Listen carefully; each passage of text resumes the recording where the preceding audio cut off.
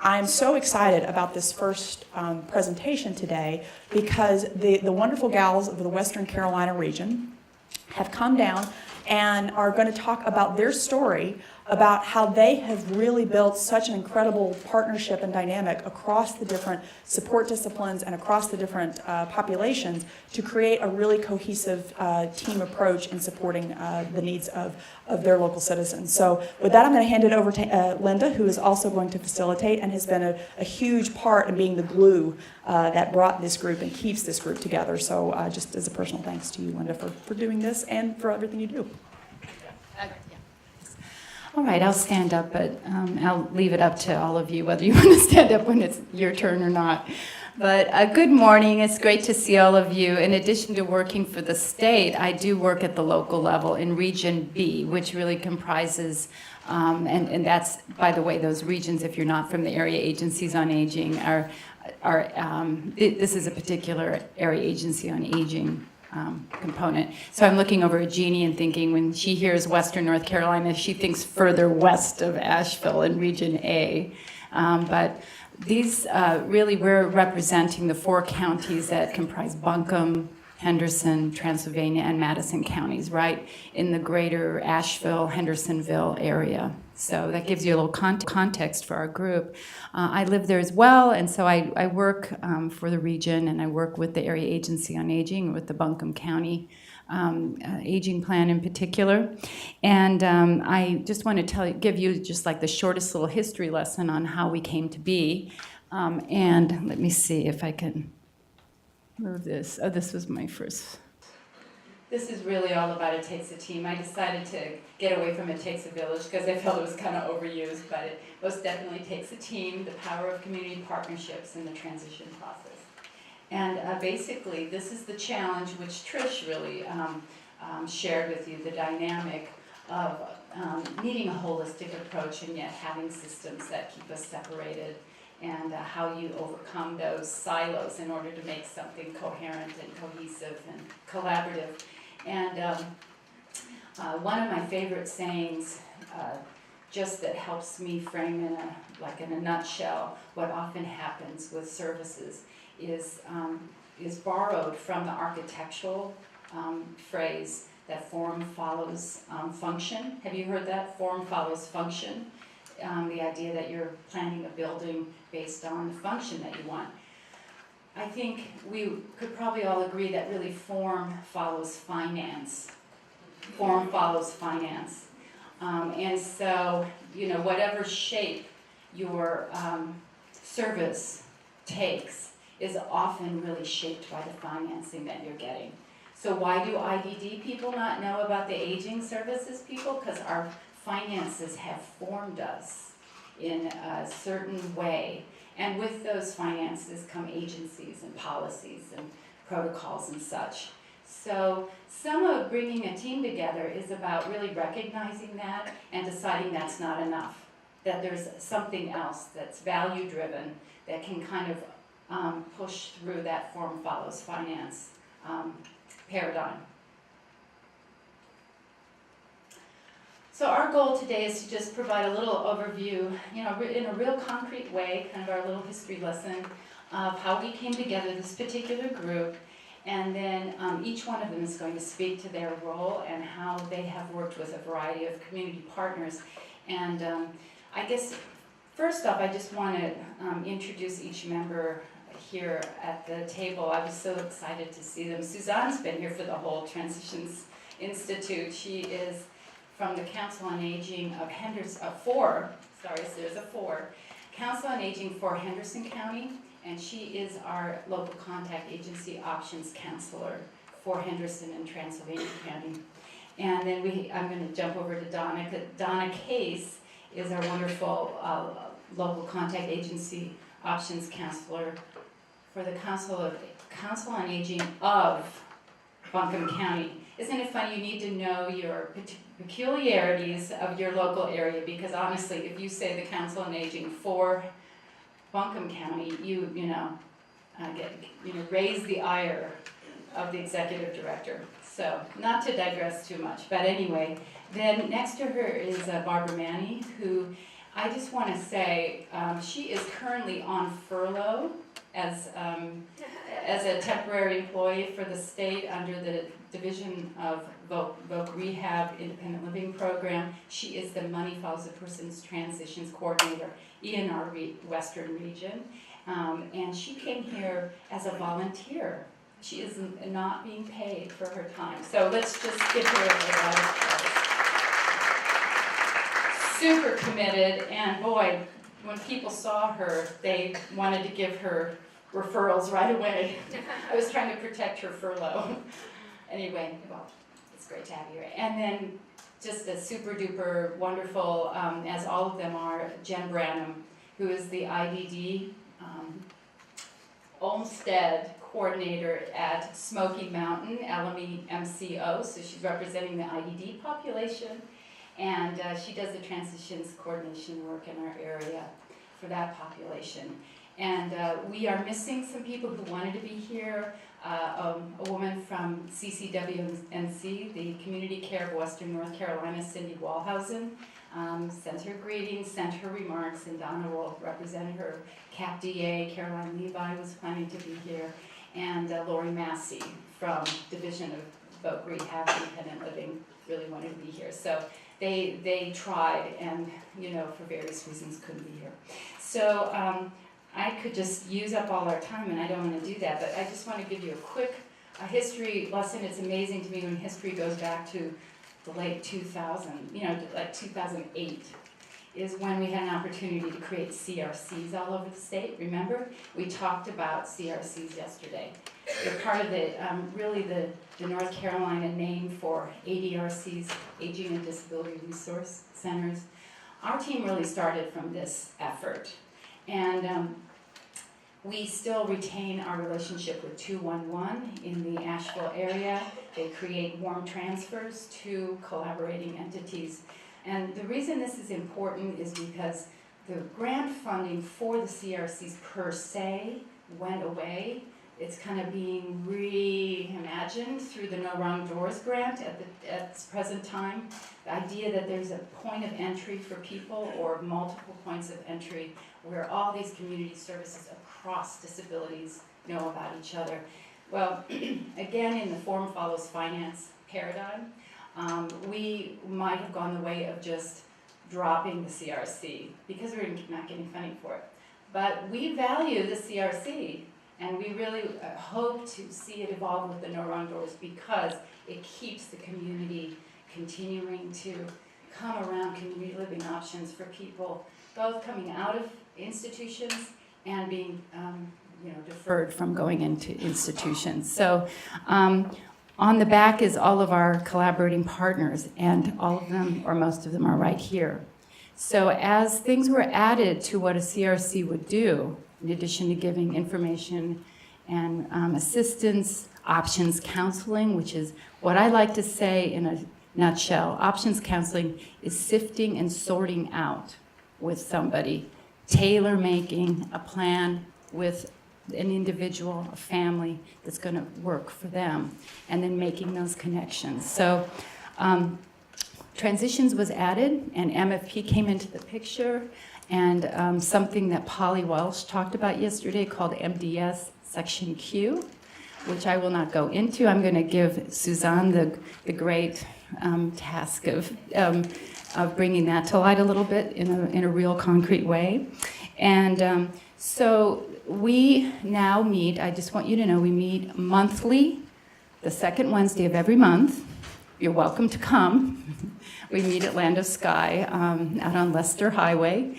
And we actually, because it's a kind of like little tip, we meet face to face. However, people have the option of calling into a call line because coming from Henderson County, for instance, or Madison County can get kind of wearing if you're out in the field. And so we do have a call line, and we discuss a number of things. We have things on our agenda, but we always have transitions conversations, and people will bring their issue to that table, and we'll discuss it. The only last thing I will say about our team meetings is that, and I was sharing this with the group and they were smiling about it, when we first started meeting, we would I would open it up to a transition conversation. And just to illustrate the disjointedness, someone would say, I'm working with somebody and she's 80 years old and she needs to have a ramp put on her house, and then everyone would go, I think I know who this is. Do you know, does this all resonate with you? I think I know who it is. Is she, are her initials D-O? Yes. Well, I was working with her too about 3 months ago. Well, that nursing home called me. Really? And it was this kind of like, oh my gosh, this person's been touched by 3 of our systems and there was no coordination. And now I really will say, as a result of our meetings, that that's just not happening. People are calling each other. They are on speed dial with each other. And they'll say, you know, I've got this person, they need a ramp, so we need IL involved in it, and we need the Center for Independent Living to get involved on this issue or whatever. And so, anyway, with that, I am going to pass it along, and we are going to start with real people, real situations. These are 2 people who were supported in transitioning out in the Asheville area, in the Region B area. And I'm going to turn it over to Jen, who's going to talk about ocean. Thank you, Linda.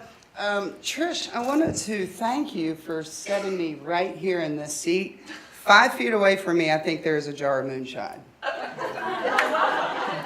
If any of y'all are interested, Danielle down here has a little jar of moonshine. We'll be happy to share it with you. And we'll start this morning out right. Over here on this side, you'll see a young lady, and this is who we're going to talk about right now. Her name is Ocean. October 2013 was a very, very stressful month for me. Many of you know that Western Highlands Network was an LME for a long, long, long time. And the state terminated our contract, and we went through a big merge, and Smoky Mountain Center absorbed us. And our first working day was October 1st, 2013. So it's sort of like walking into a new job, but sort of knowing what you're supposed to do, but just feeling unsettled. All my friends and family knew I was going through this transition myself, and it was, you know, it's stressful. Any type of change is stressful. My phone rang, and I picked it up, and there's a woman on the other line, which I swore was one of my friends. And she's speaking in a very thick Jamaican accent. And she says, hello, I need some help. And I thought it was one of my friends that we were getting ready to go on a cruise in a few weeks with. And I said, yeah, man, I do too. And she went on, and I kept going on, right by the beach, man. And then it just got really quiet. And I said, is this you, Christy? And there's no response back. And the lady starts back into her story, and I'm like, oh my gosh, what have I done? I didn't understand a whole lot she was saying, so we did manage in our conversation to agree to have her come to my office the next day so I could be face to face with her and really get her story and what is it that she's trying to communicate with me. The next day, Maureen shows up in my office, and I go meet her, and we sit down and talk, and she begins to tell me a story about her daughter. Her daughter was living in an ICF IID home in the Asheville area at that time. And she had been wanting her daughter to come out, and she heard a little bit through the ICF people that there's a girl over here that can help get your daughter out. She wasn't real sure of the program or what the funding was or even the process for that fact, but she knew well enough that she wanted her daughter home with her. And she wanted her home by Thanksgiving. And this is October 1st, or 2nd at this point.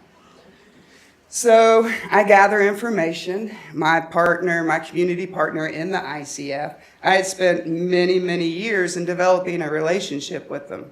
When you go into these facilities, a lot of times, in ICFs in particular, they think you're going in to pull people out, to shut them down and close their doors and put them out of business. So after some getting to know you time and understanding what my mission is and understanding what their mission is, they were more open to me coming into their homes. So on October 2nd, I got this information from Maureen, and I called the ICF and I said, hey, we need to sit down and have a meeting. This is what I want to do with MFP and Ocean. And they agreed, yeah, she would be great in the community. We don't know why she's here.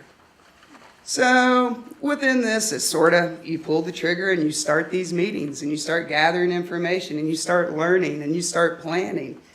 And I learned real quickly that Maureen, the mom, didn't really know her daughter very well. When Ocean was 5, she had to have a surgery. She ended up having a TBI as well. And she came out of the surgery, but really wasn't developing as a typical kid would. Mom, still being in Jamaica, decided at that time that she felt that it would be best if she came to the United States, found work, got a job, got a place to live, and then brought her family back. Ocean was 7 years old at that time. 10 years later, Mom gets to the point where she's saved enough money and she can send for her family. Mom left Ocean and her siblings with other relatives. Well, as Ocean started developing, all these behaviors started popping up, and these relatives couldn't handle her. So she would go from relative to neighbor to neighborhood to wherever, and she was just being passed along. She developed some behaviors such as biting. So as they do in Jamaica, instead of treating what the issue is, they just took her to the dentist and had all of her front teeth removed. So I'm working with this family and hearing the story, and I'm like, oh yeah, she's going to get home for Thanksgiving. I don't care if I have to work on this for the rest of the next 4.5 weeks. We're going to make this happen. So a lot of time was spent planning, bonding, getting to know each other. I spent time with Ocean at her group home. I spent time with Ocean in her day program. I spent time with Ocean and her mom, trying to get them to reconnect in a sense. Because Mom wasn't bringing her home for overnight. She would go maybe every other weekend and see her on Sunday afternoons because she was still working quite a bit. So we sat down and developed a plan that we're all comfortable to this point. So we continued to work on and move forward with the plan. And then we got her an innovation slot. So when she came out of the ICF, she would go right home. She would receive periodic services, have a one-on-one worker, and find some type of meaningful day activity. So we were proceeding forward with that. No speed bumps in the road. Ocean, I knew every day when Ocean was home from her day program because my phone would ring at 4 o'clock. And it would take about 45 minutes to get off the phone with her. On October 3rd, she called me and she said, Jean, I packed box. And I was like, what? So her group home staff got on the phone and said she has packed all of her things in boxes and she's waiting to discharge. So there was a lot of education. No, don't pack yet. It's not time to pack. Hold on. So we got linked up with a provider who provided the NC Innovation Services. Ocean at the time was pretty malnourished. She didn't like the food in the ICF, so she didn't eat much. So we were looking at her medical needs, and we got in touch with CCW&C, and we wanted to make that connection so they could help her medically navigate this system once she comes out into the home for her mom. She didn't really have any other medical needs other than her nutrition, so they just said, we're here if you need us. You contact us again, and we'll make that referral. At the time, she was just taking nutritional supplements just to gain a little bit more weight. So we identified a great day program for Ocean to go to. It's called Open Hearts. If you're ever in Asheville, I highly encourage you to stop by. It's not a typical day program. It's an artist program. They have local artists come in and work with the consumers, and they pump out real pieces of art. As you can see, Ocean has done, this is her self-portrait that she created probably about 2 weeks after she had been admitted into Open Hearts. Her artwork has taken off so much that there are collectors seeking her work, and we're at the point right now where we're like, slow down, you're going to have a deductible, calm down, it's going to mess up your Medicaid.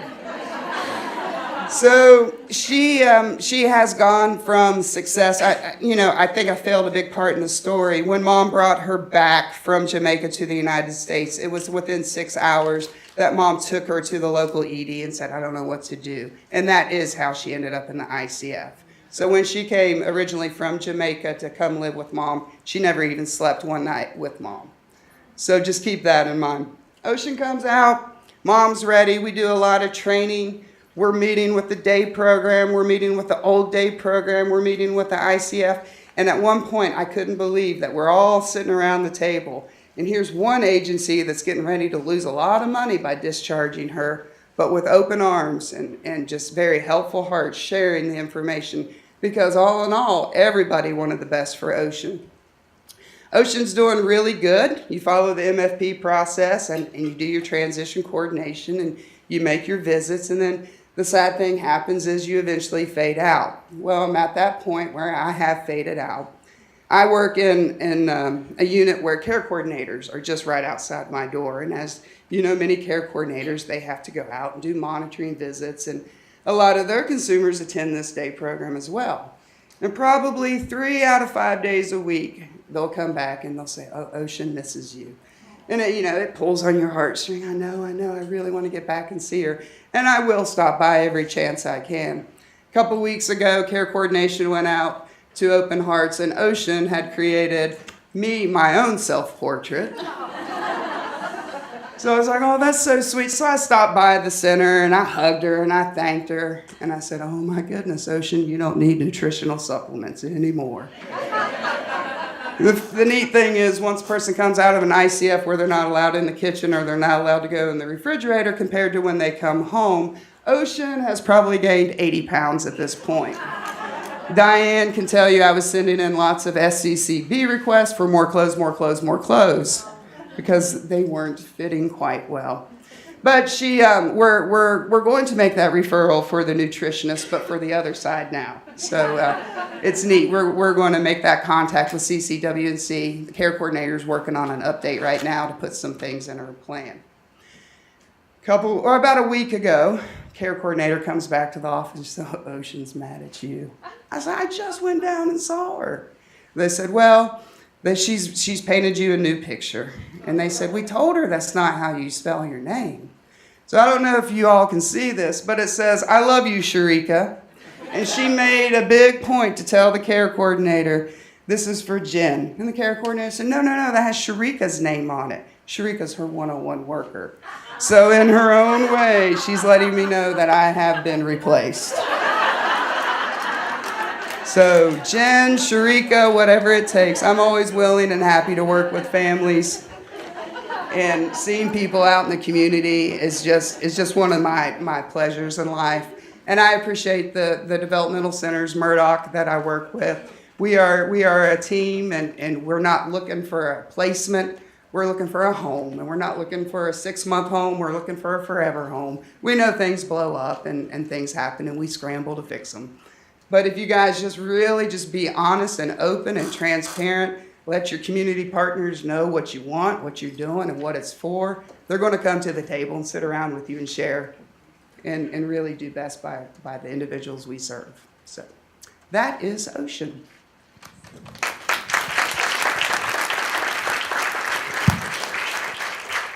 All right. Jackie is our other participant.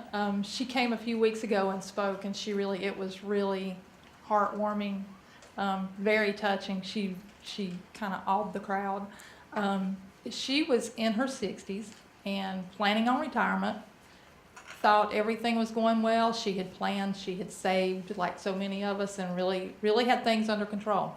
She had a medical episode that turned her life upside down. She wound up having to go to the hospital. She went into a facility for short-term rehab. A few months later, I got the call for the local contact agency.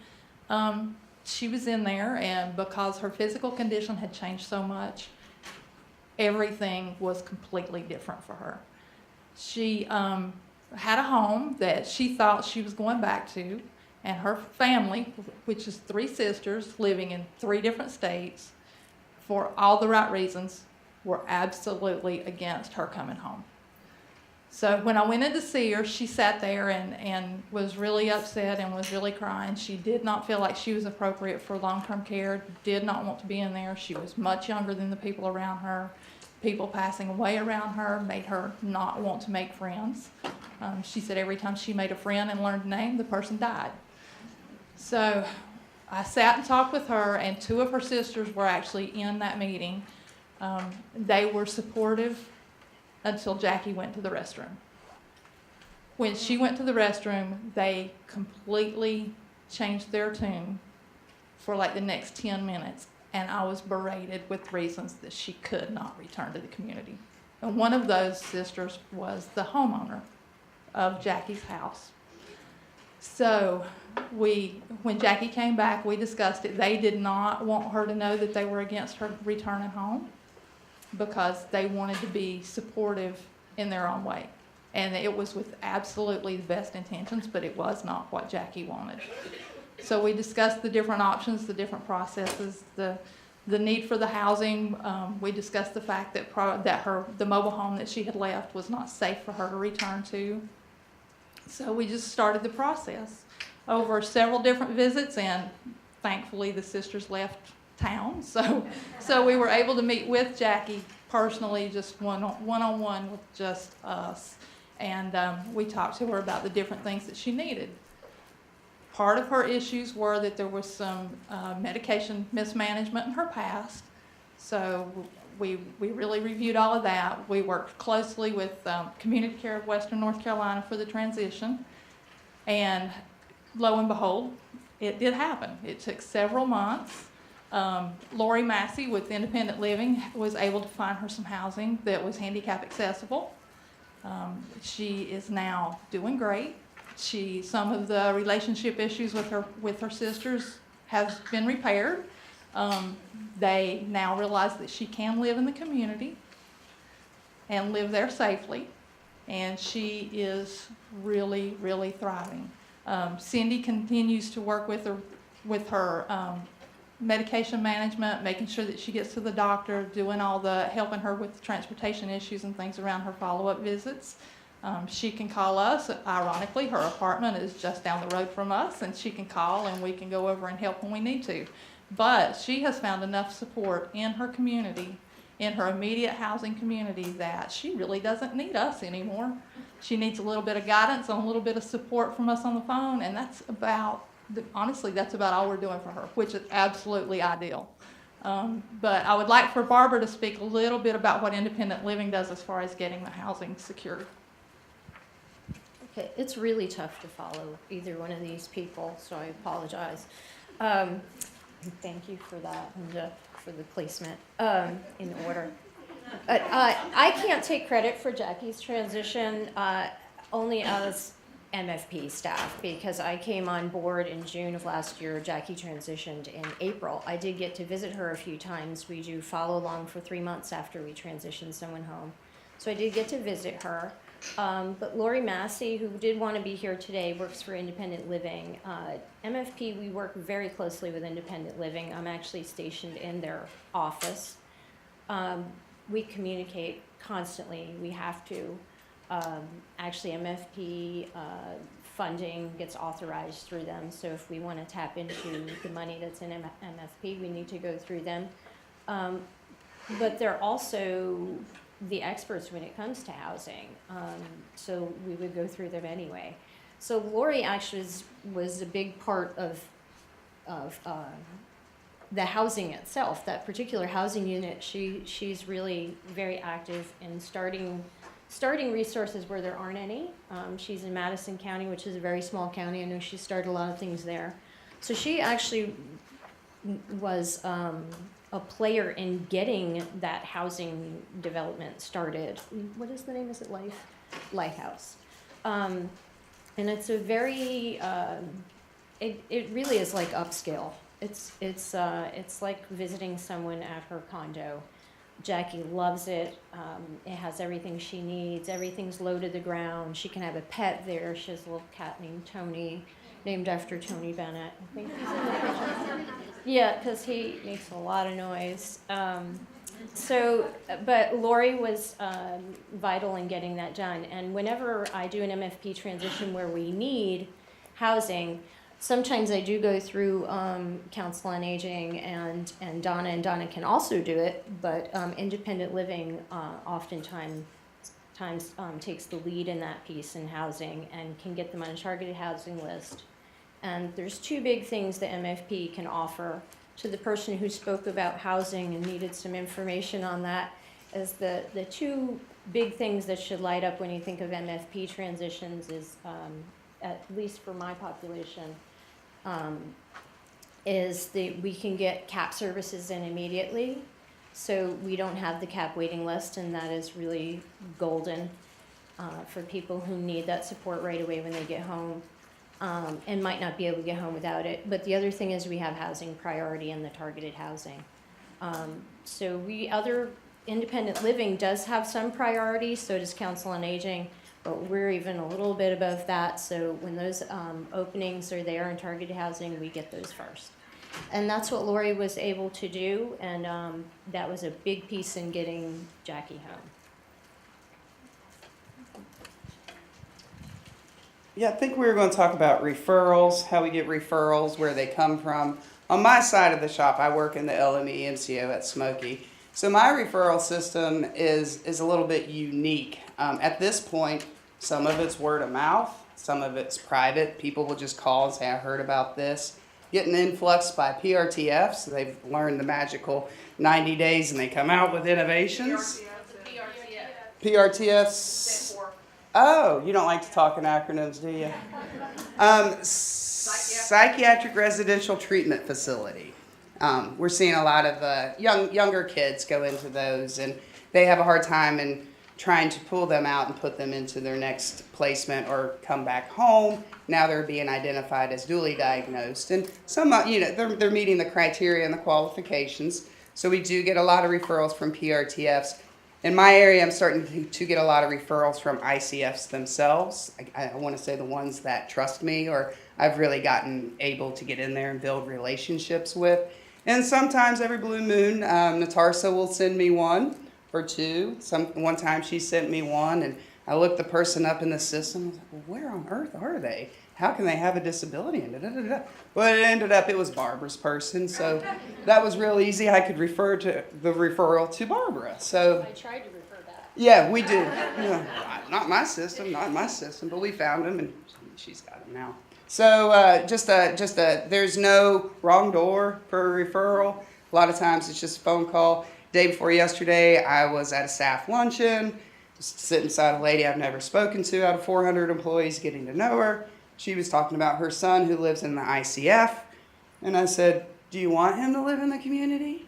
And she burst out into tears and said, I've wanted this for 5 years. So we were able to send in a referral that day with an employee that I work with that had no idea. So her son's going to be transitioning out, and we'll get a slot in August. All right. How many in here are social workers with a sniff? Oh, wow. Okay. I know. Okay, so you asked the question, right? And I just found out that it's asked as soon, the question is, and this is the form.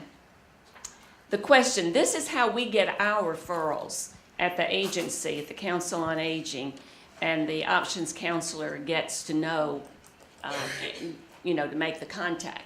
And so as soon as someone is admitted to a skilled nursing facility, they're asked the question on the 5th day, the 14th day, and the 30th day, and then it's quarterly. Is that correct? That's correct. Okay. All right, and the question is, do you want to know about the possibilities of leaving this facility and returning to live and receive services in the community? What strikes me is the first part of that is leaving this facility, which perks up, and moving, learning about services in the community.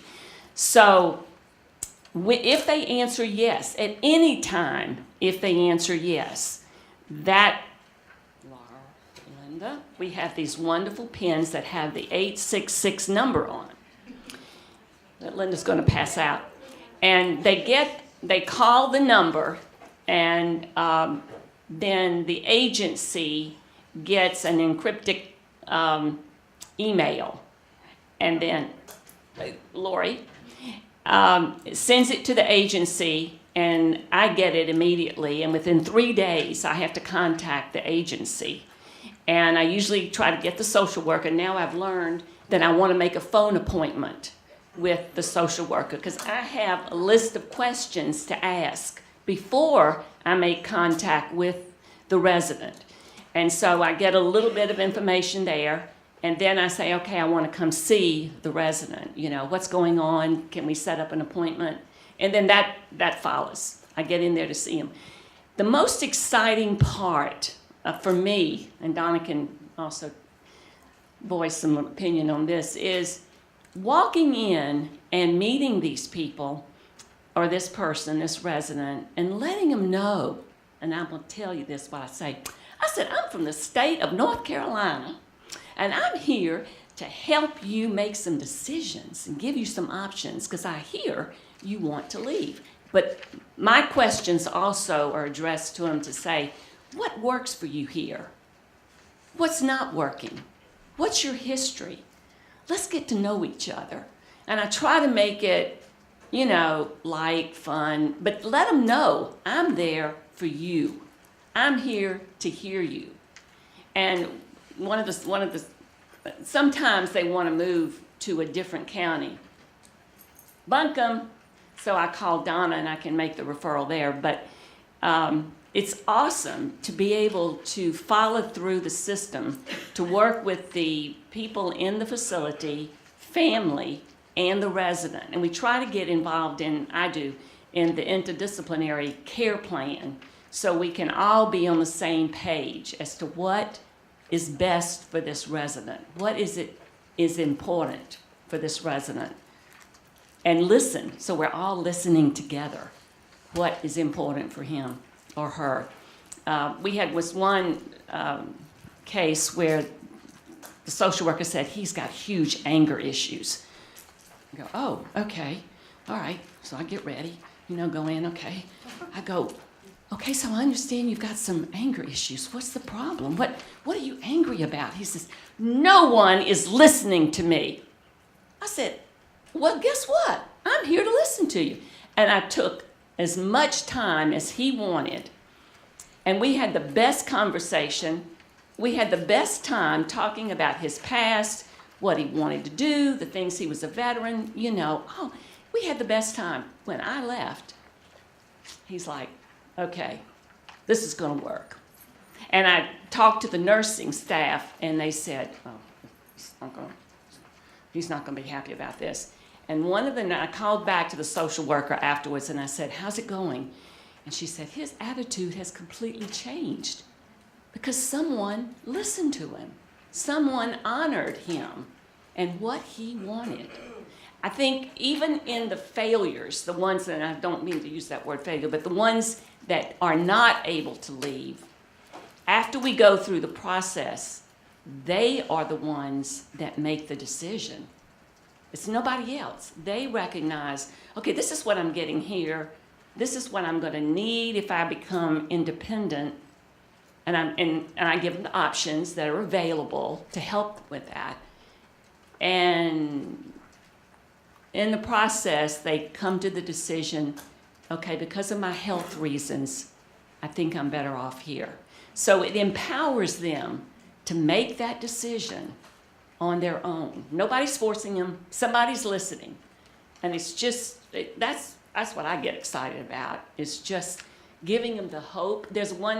We had one incident where in a facility, a person was a double amputee and was going into independent living.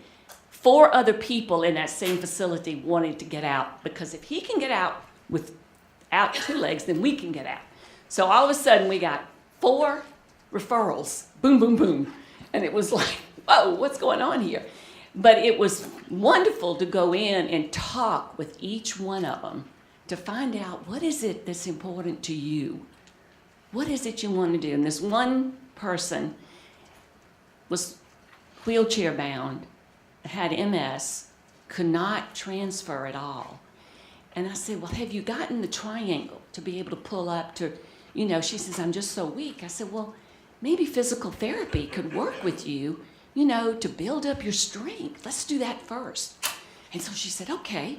So she called me 2 days later and said, I talked with physical therapy and they said I'm too weak. I went, come on, people, work with me.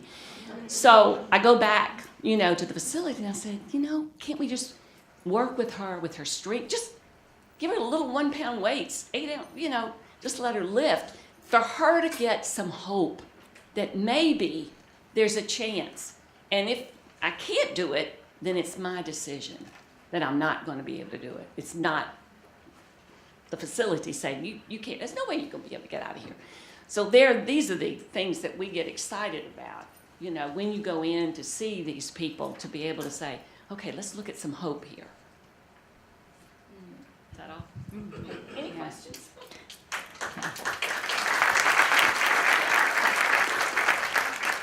So as you can see, it's a team of not very passionate people who don't care. We have to somehow rouse them to care about what they do.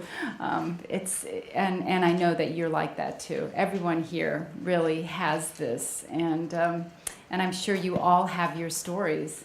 And there's just probably no more meaningful work. Whenever I'm think of all the various tasks and things that I do, I'm so proud to be part of this work, and I'm so proud to be part of this team too, and to bring this team together. We thought of a few tips, and you know they echo a lot of what was said by the group from the Murdoch Center and Polly Welsh and those around just collaboration in general. I added the saying, "Don't rush, don't rest."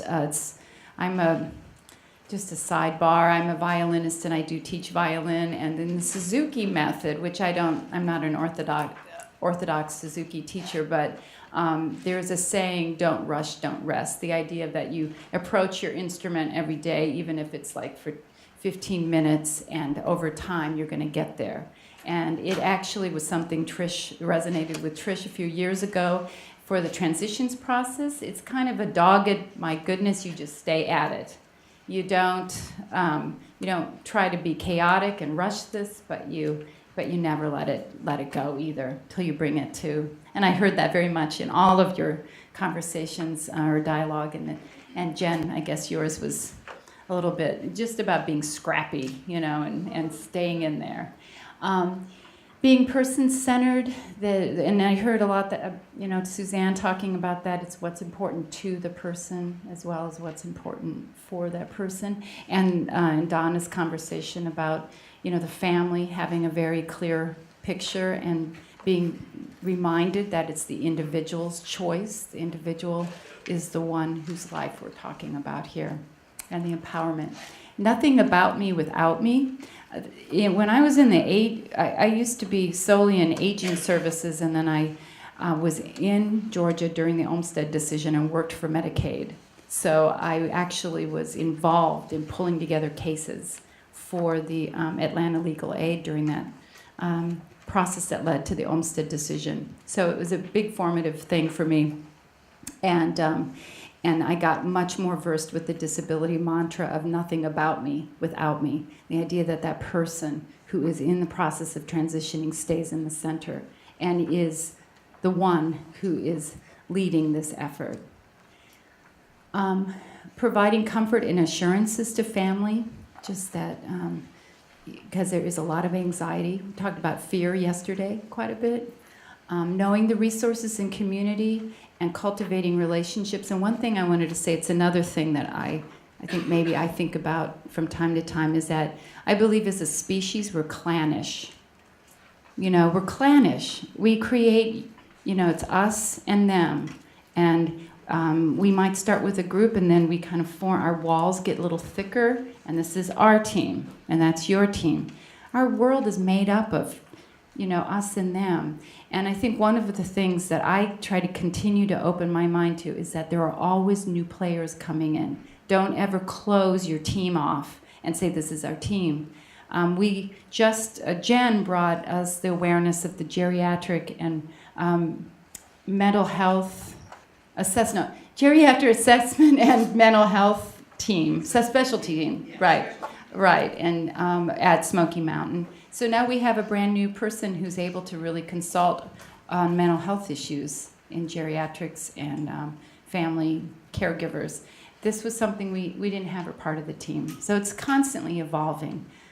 And be transparent. Don't hold anything back. Be willing to ask the dumb questions.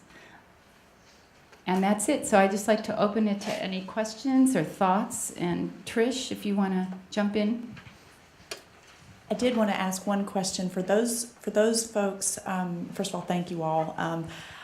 Two things. If people in the audience are coming from places where there's not already a CRC in place, or that kind of structure isn't there or wasn't there to bring people together the way it brought you, what would your all's advice be for how to bring this kind of working collaboration together in local communities?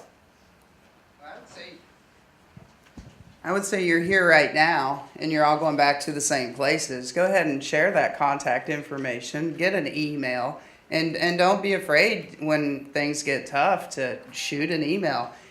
Dina's here. Dina works at Alliance. I work at Smoky, and we communicate regularly just about what do you have? I don't know, what do you have? Nothing. But yeah, we go back and forth. But, you know, I would have said 5 years ago if Dina would have called me and said, I'm looking for a placement. And if I had to, I would be like, well, those are mine. I'm not giving them to you. But it is through a collaborative process and bonding that you do want to see the best for all, no matter what county you're from. Anybody else want to add? Are there questions from the group? I will say that it's really helpful. You know, I've at times really been conscious of people's time and not wanted to have monthly meetings. So we've talked about having quarterly meetings, but we have them monthly because these things are happening all the time. And it is helpful if you can find a point person who's willing to convene the group and at least set up a conference call so that you can call in. But I do think face-to-face once in a while, it's just, you know, another thing. Just we talked about it at a table yesterday.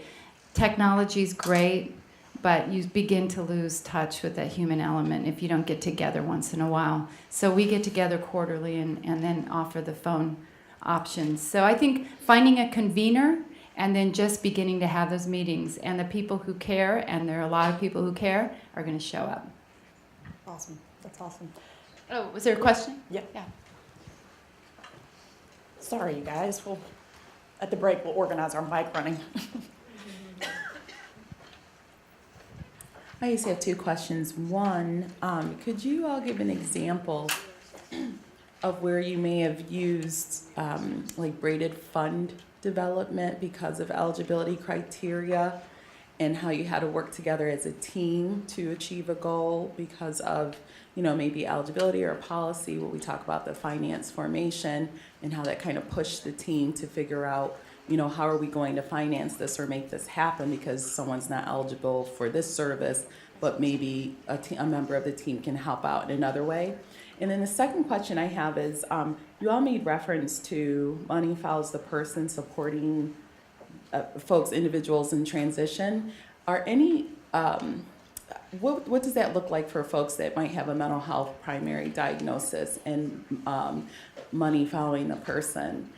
Not dually diagnosed, but someone that has a primary mental health diagnosis. Thank you.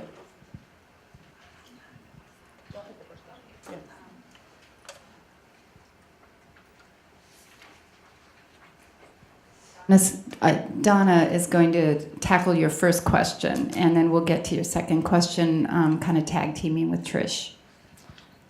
We had a gentleman that wanted to transition from Yancey County, which is a more mountainous county than Buncombe. He wanted to come to Buncombe County, so we actually worked with him quite a bit. He qualified for Money Follows the Person for everything except for the physical need. So he didn't qualify for any of those funds, but he was Medicaid eligible. We worked with targeted housing and went ahead and put in those applications. His name came up on the wait list, so we were actually able to transition him actually across 2 counties and into Buncombe County. He's in independent living now.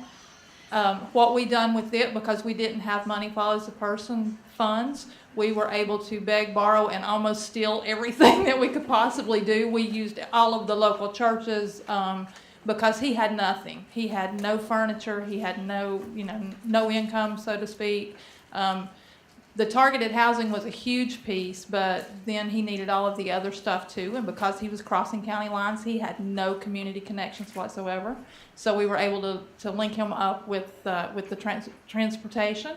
Then we needed to actually get him into the community as far as like his primary care physician and all of that. So we just kind of, everybody dug in. The social worker at the facility was awesome. He dug in with us, and we asked all of the questions, but we literally went to every agency in the county that we could think of to meet any need possible. So we were able to staff his refrigerator. We hooked him up with transportation. He's now with Community Care of Western North Carolina for the support for all of his med management and things like that. So it was definitely a collaboration across, not only across the different agencies, but it also traveled several different counties.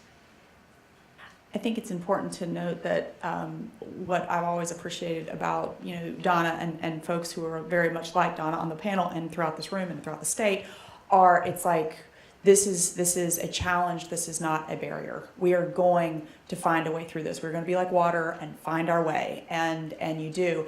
And a little bit of an editorial comment, part of our role, as the state team, is to really try to do whatever humble part we can to make it easier to do the right thing for people. And for those systems, those systemic barriers around funding, where funding creates the restriction, for us to be really pushing on how to redesign those funds. And I think there's been some really good initial steps already made, but certainly there's more work to be done there. I wish that Lori Massey and Caroline Levi were here right now, because one of the things I've seen that is really wonderful to behold is how those two agencies will go, well, I can't, we can't do that. Well, we can do that. And the relationship, like vocational rehab, independent living is every agency struggles with finite resources, but they have prioritized transitions also. So if someone is transitioning out, they can jump into action and help with home modifications and do things that would not have been possible before. And it's great to see like how they'll fill in pieces of that puzzle. Yeah, that's a good quote. I can't, but I can. Like, that somebody, by coming together as a team, you may be able to say, our organization can't do that. Somebody else can say, yeah, but ours can. And then figure or a that group out. even, I'm sure many of you might be acquainted with NCBAM, North Carolina Baptist Aging Ministries. I mean, that's an example of a group. Great resource. That is, that you want to get to know. It just continuing to foster relationships, people who can fill in holes that you don't presently have filled. And I would like to say too, with our meetings and our collaborations, there's a lot of times that we've got the agency sitting across the table from us, but it's that one little niche that we weren't aware of. So it comes up in conversation, and we're constantly learning, even about the agencies that we work closely with. The one thing that this has really taught me is to not make an assumption that somebody can't do something. So always ask the question, and ask the question even if you think you know the answer, because it may be a different answer. Great. As far as the Don, I think that's very insightful. As far as the money follows the person question, I'm more than happy at lunch for anybody who wants to chat about MFP. We've really tried for this not to be the MFP conference or the MFP symposium, but if people are interested in MFP, I'm more than happy for us to be available at lunch to answer questions. The mental health consideration is a very quirky one in Money Follows the Person. In North Carolina, we expect people to be able to come out with the waiver type packages that individuals have through the Innovations Waiver or through CAPDA, and that waiver package doesn't really exist in the mental health community as much. There are some things that we've done and that we are exploring that I'm more than happy to talk about. But no, it's a gap in it's a challenge in our own program. I think we are at time. Yeah. You all, thank you so much. Thank you, panel. This was, I think, certainly, this is real life.